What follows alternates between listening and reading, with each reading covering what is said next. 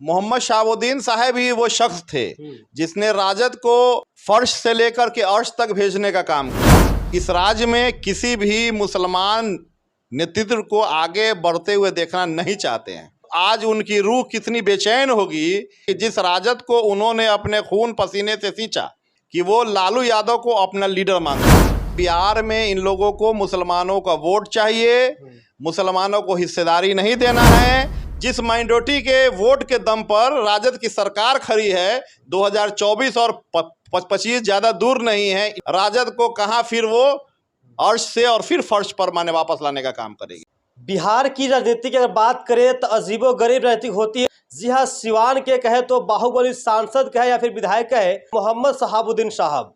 जी हाँ, शुरुआती दौर की बात करें आरजेडी की सरकार बनाने के लिए लालू यादव के साथ कंधे से कंधे मिलाकर चलने वाले शहाबुद्दीन साहब की आज बेटे के साथ क्या कुछ हो रहा है आप सभी बखूबी जानते हैं। आरजेडी के साथ आरजेडी की सरकार बनाने के लिए शहाबुद्दीन ने न जाने कौन कौन सी कामें की और क्या क्या किया आप सभी बखूबी जानते हैं। इसी मुद्दे पर बात करने के लिए मेरे साथ जो शख्स मौजूद है किसी परिचय के मोहताज नहीं है। जी हाँ, ये है MIM के प्रदेश सचिव कहे तो डॉक्टर शमीउल हक साहब। इनसे बात करते बताएं कि अभी जिस प्रकार से राजस्थान पुलिस जो है ओसामा को वहाँ गिरफ्तार करती है और वहाँ से फिर सिवान पुलिस जाकर गिरफ्तार करके लेकर अभी 14 दिनों की न्यायिक हिरासत में रख दी है। इसी मुद्दे पे बात करेंगे इनसे। सबसे पहले सर आपका स्वागत है। जी, आपका बहुत बहुत शुक्रिया। जी, क्या कहेंगे ओसामा के साथ अभी जो कुछ हो रहा है? ओसामा के साथ जो कुछ हो रहा है वो राजद सरकार की देन है। राजद सरकार और जदयू की सरकार ने पहले उनके मरहूम वालिद मोहम्मद शहाबुद्दीन साहब को जब वो जेल से बाहर आए थे तो उसको बिहार राज्य के लिए खतरा बताया था। ये वही नीतीश कुमार हैं कि जो आनंद मोहन की रिहाई के लिए अर्जी लगाते हैं और शहाबुद्दीन साहब को जेल भेजने के लिए बिहार सरकार का खतरा बताते हुए उन्हें अर्जी लगाते हैं और अपने आप को ये अल्पसंख्यक का सबसे बड़ा लीडर भी समझते हैं। और आज ओसामा की जो गिरफ्तारी हुई उस पर इन दोनों की खामोशी ये साफ बयान से जाहिर है कि ये लोग इस राज्य में किसी भी मुसलमान नेतृत्व को आगे बढ़ते हुए देखना नहीं चाहते हैं। जी, ये साफ जाहिर है। मैं चाहूँगा सर दर्शकों को आप ये बताएं कि जब मोहम्मद शहाबुद्दीन साहब थे उनका और लालू यादव का क्या रिश्ता था, क्या उन लोगों में चलता था? मोहम्मद शहाबुद्दीन साहब ही वो शख्स थे जिसने राजद को फर्श से लेकर के अर्श तक भेजने का काम किया। और ये हम लोग बार बार यही चीज़ लोगों को समझाते भी हैं कि ये लोग मुसलमानों को यूज करना जानते हैं, उनका इस्तेमाल करना जानते हैं, लेकिन उनको उनकी हिस्सेदारी उनके हक से ये लोग मरहूम रखना चाहते हैं। आज उनकी रूह कितनी बेचैन होगी इस बात को हम लोग भली भांति समझ सकते हैं कि जिस राजद को उन्होंने अपने खून पसीने से सींचा और जिस राजद को उन्होंने अपने मरते मरते दम तक, आज अगर शहाबुद्दीन साहब की अगर मौत हुई है और वो फिर से दोबारा जेल में गए बेल पाने के बावजूद, तो ये उनका एक ही सेंटेंस था कि वो लालू यादव को अपना लीडर मानते थे और उसके अलावा वो किसी को अपना लीडर मानने को तैयार नहीं थे। लेकिन उसी शहाबुद्दीन साहब की मौत जब दिल्ली में होती है तो उनकी डेड बॉडी उनके पैतृक आवास तक नहीं आ पाती है और आ भी नहीं पाती है और राजद का कोई एक सिपाही वहां जाकर के खड़ा भी नहीं होता है। और आज अगर उनके बेटे की ये राजनीतिक छवि दिन ब दिन बढ़ रही है, उनके फॉलोअर्स बढ़ रहे हैं, तो इससे राजद के खेमा में भारी बेचैनी है कि कैसे उनको रोका जाए।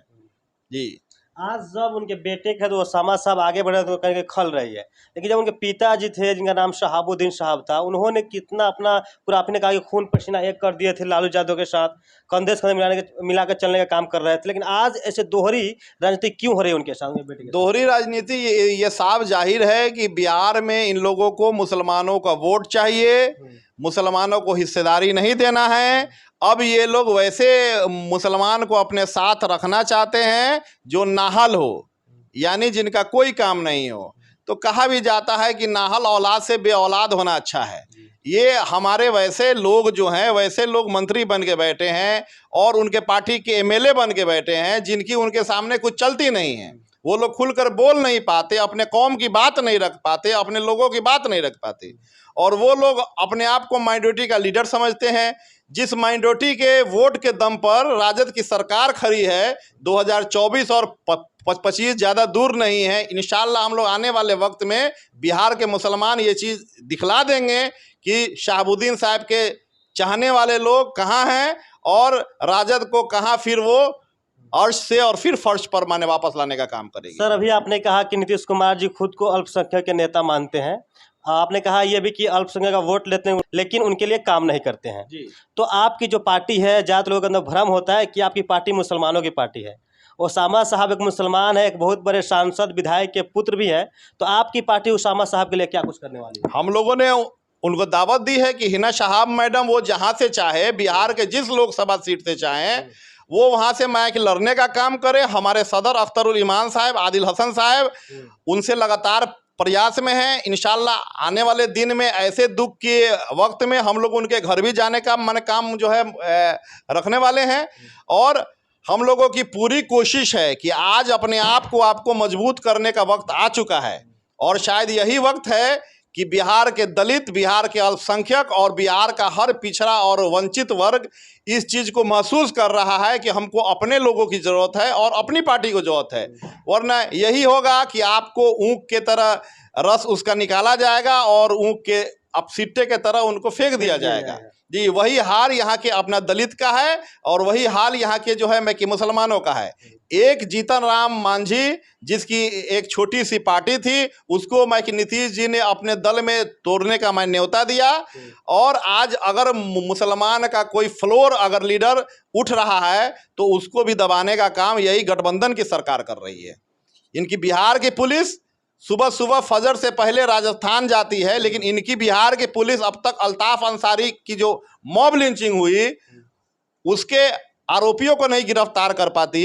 जो 9 साल की बच्ची का पंचवीर में जो हत्या हो गया उसके का जो है बलात्कार करके उसके आरोपी माने खुला माने घूमते हैं। और ये लोग अपने आप को माइनॉरिटी का लोग और माइनॉरिटी का लीडर और माइनॉरिटी का ही होकर के समझते हैं।